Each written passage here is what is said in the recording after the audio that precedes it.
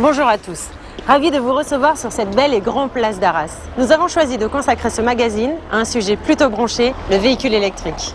Un mode de transport propre, certes, mais qui alimente beaucoup d'interrogations. Alors pour tenter de faire la lumière sur le véhicule électrique, nous l'avons tout simplement soumis à une batterie de tests et de comparatifs.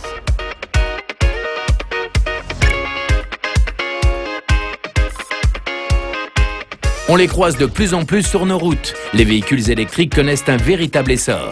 Dans les Hauts-de-France, ce marché profite d'une implication constante du Conseil régional. Malgré ce contexte favorable, de nombreux conducteurs restent encore réticents à ce mode de transport. La tendance est bien réelle, le véhicule électrique ne fait pas l'unanimité. Loin de là. Plusieurs obstacles se dressent dans l'esprit des conducteurs comme autant de barrières psychologiques. L'autonomie par exemple. Seulement, est-ce vraiment un problème au quotidien ?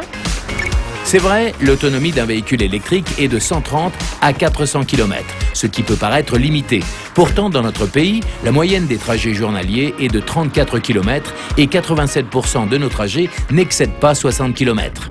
Finalement, le véhicule électrique convient à la plupart des utilisations quotidiennes. Il constitue même une alternative intéressante en milieu professionnel puisque pour certaines entreprises, les trajets ne dépassent jamais les 100 km quotidiens. De plus, la région des Hauts-de-France attribue une aide financière aux artisans commerçants pour l'achat d'un véhicule électrique. On peut donc utiliser le véhicule électrique chaque jour sans avoir la hantise de la panne. En revanche, la hantise de la recharge.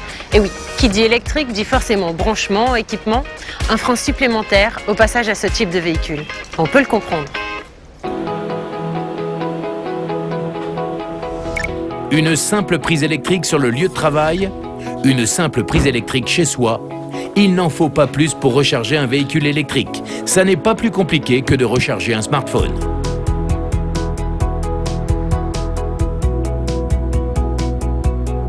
Dans notre région, collectivités et acteurs privés développent un réseau de bornes de recharge accélérées pour faciliter plus encore le quotidien des conducteurs.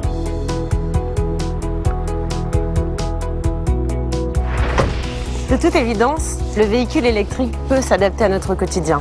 Mais a priori, pas à notre portefeuille. Son coût à l'achat fait grincer les dents de bon nombre de conducteurs. Qu'en est-il réellement ? Aujourd'hui, la fabrication d'un véhicule électrique représente un surcoût apparent. Cependant, une fois le bonus écologique déduit, les tarifs proposés sont équivalents à ceux des véhicules thermiques. Enfin, ils bénéficient d'offres en location longue durée encore plus compétitives que les véhicules thermiques classiques. Surprenant. Acheter un véhicule électrique n'est donc pas plus coûteux que l'achat d'un véhicule classique. Et à l'usage, combien ça coûte de rouler à l'électrique ? Est-ce aussi un gouffre, comme beaucoup de conducteurs le disent ? 1,5 à 2 euros, c'est le coût d'un trajet de 100 km en véhicule électrique, soit 5 à 8 fois moins cher que pour un véhicule classique. Aucune consommation à l'arrêt.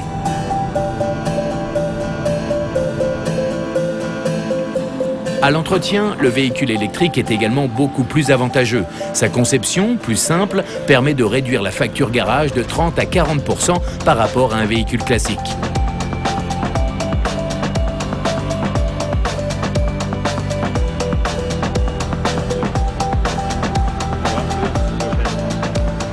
De nombreuses villes des Hauts-de-France offrent même du stationnement gratuit aux véhicules écologiques. Un bonus quotidien qui profite évidemment aux conducteurs de véhicules électriques.